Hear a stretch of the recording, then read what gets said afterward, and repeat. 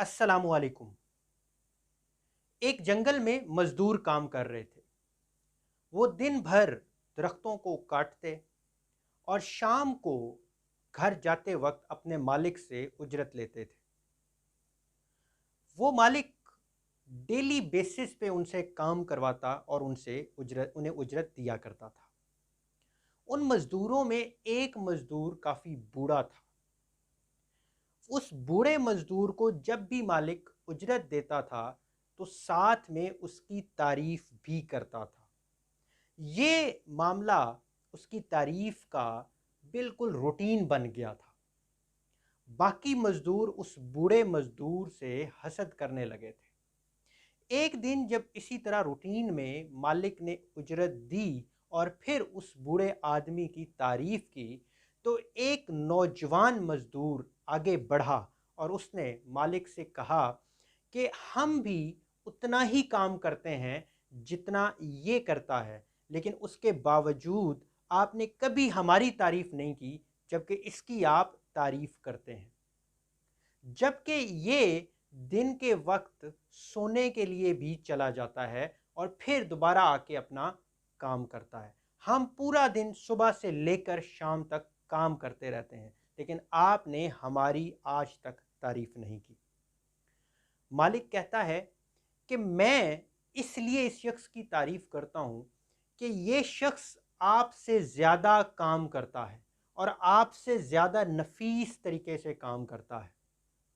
तो वो मज़दूर उस मालिक को कहता है कि आप अगर गौर करेंगे तो हम भी उतना ही काम करते हैं जितना ये काम करता है। जितने दरख्त ये काटता है हम भी उसी तरह बल्कि उससे ज़्यादा दरख्त काट लेते हैं। तो मालिक कहता है कि बिल्कुल भी ऐसा नहीं है, ये आपसे ज़्यादा काम करता है।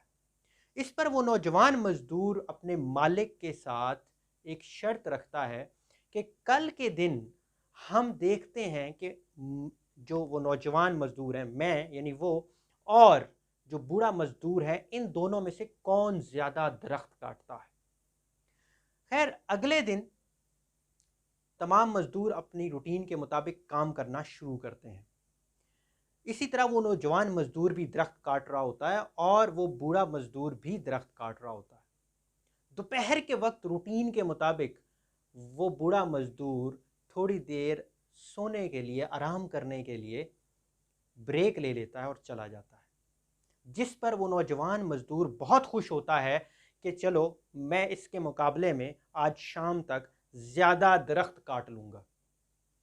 खैर, उसके बाद शाम को जब दरख्त वो तमाम जितने भी मजदूर हैं वो काट लेते हैं, तो मालिक आता है। तो मालिक नौजवान मजदूर ने जो दरख्त काटे होते हैं उसकी काउंटिंग करता है।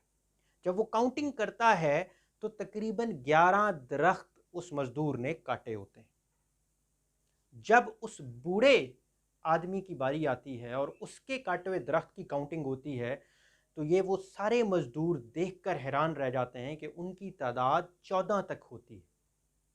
अब उस नौजवान मजदूर के दिल से हसद तो ख़त्म हो जाता है, क्योंकि वो देख चुका होता है कि उसने इसके मुकाबले में ज़्यादा दरख्त काटे होते हैं। वो खुशी से जाके उस मज़दूर को गले लगाता है, लेकिन साथ में उससे ये पूछता है कि आप मुझे ये बताएं कि आप तो आराम करने भी चले जाते हैं, फिर आप हमसे ज़्यादा दरख्त कैसे काट लेते हैं। इस पर वो बूढ़ा मज़दूर जवाब देता है कि जब दोपहर के वक्त तुम लोगों की नज़र में मैं आराम करने जाता हूँ या सोने जाता हूँ, जबकि ऐसा नहीं है। मैं सोने नहीं जाता, बल्कि मैं अपनी कुल्हाड़ी की धार को तेज़ करने जाता हूँ, जिसके बाद मैं जब वापस आता हूँ तो कम एफर्ट के साथ ज़्यादा से ज़्यादा दरख्त काट लेता हूँ।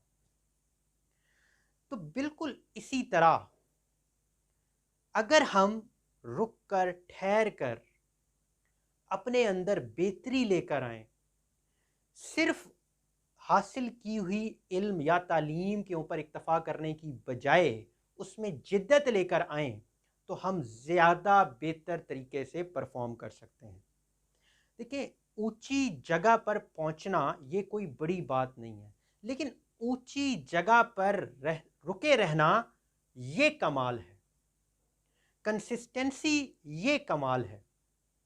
देखिए, आज के जदीद दौर के अंदर अगर हम सिर्फ उस पुराने इल्म के ऊपर ही भरोसा रखेंगे तो हम आगे तरक्की नहीं कर सकेंगे, हम आगे नहीं चल पाएंगे। साइंटिस्ट भी नई से नई इजादात, नई सी नई तहकीकात करते रहते हैं, नई सी नई बीमारियों के ऊपर काम करते हैं ताकि जदीद दौर के अंदर जदीद मसाइल को बेहतर तरीके से निमटा जा सके। अगर आपने अपनी इम्प्रूवमेंट करनी है, अपनी डेली बेसिस पे अपने अंदर बेहतरी लेकर आनी है, तो आपको अपने आप को तब्दील करना होगा, वक्त के साथ साथ अपने अंदर जिद्दत लेकर आनी होगी। आपको बेहंगम तरीके से काम नहीं करना, बल्कि ठहर के, सोच के और मुख्तलिफ लोगों से आइडियाज़ लेके अपने काम को चलाना है या आगे जारी रखना है। बहुत शुक्रिया। अल्लाह हाफ़िज़।